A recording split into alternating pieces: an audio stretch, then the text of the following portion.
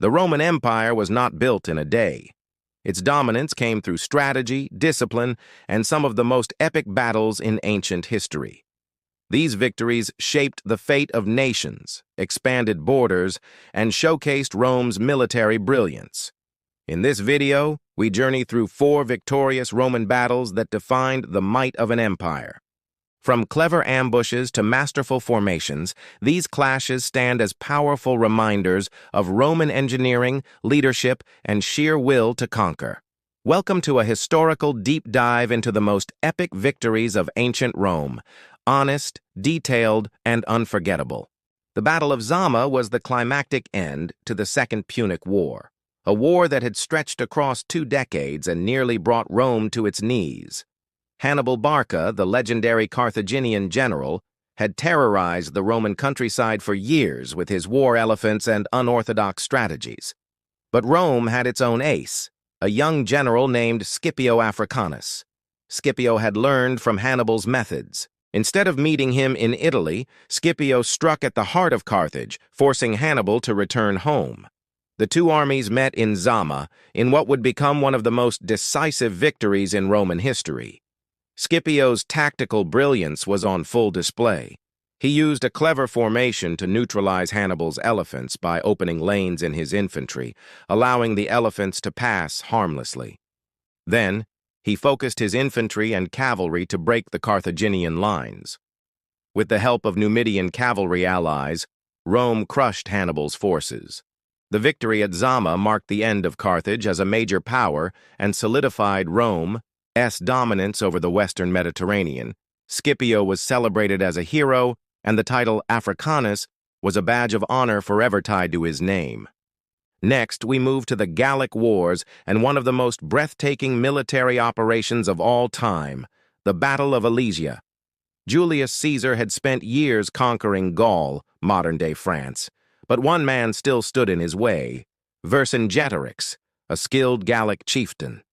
After a series of skirmishes, the Gallic army took refuge in the fortified town of Alesia. Caesar could have stormed the town, but he chose something smarter, a double-wall siege. Around Alesia, Caesar's engineers constructed 2 lines of fortification, one facing inward to trap Vercingetorix and one facing outward to stop reinforcements. This was not just a siege. It was a test of Roman engineering, patience, and nerves. When the Gallic reinforcements did arrive, Caesar's troops fought brutal battles on both sides of the wall.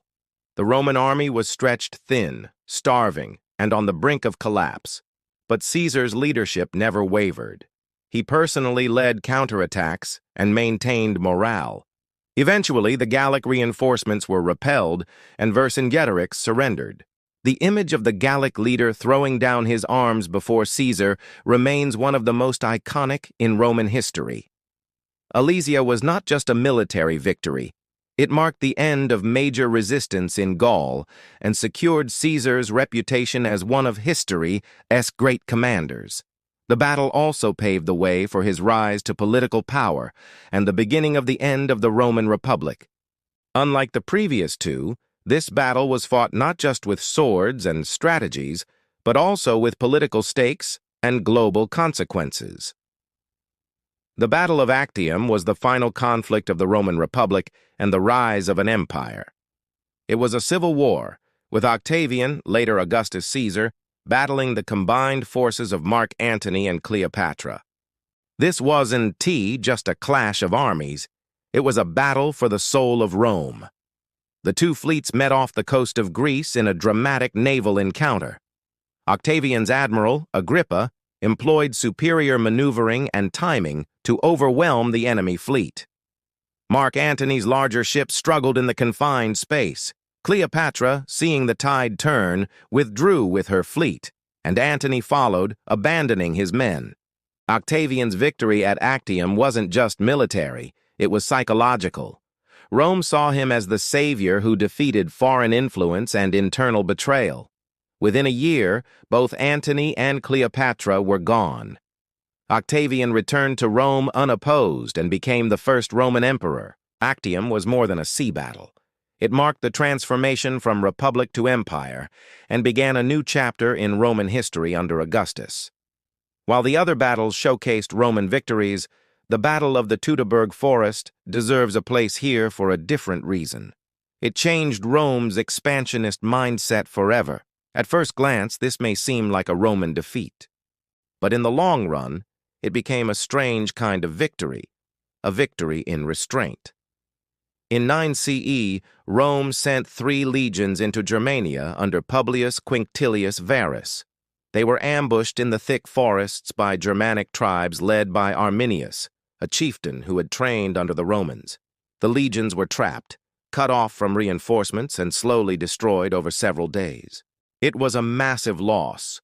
Tens of thousands dead, Rome humiliated.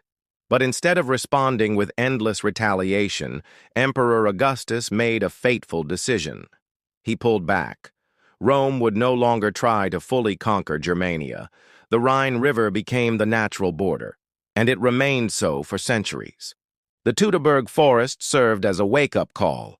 Not every battle must be met with more war. Rome learned that boundaries mattered. Sometimes knowing where to stop is its own kind of victory. Rome's history was written in blood and strategy, triumph and learning.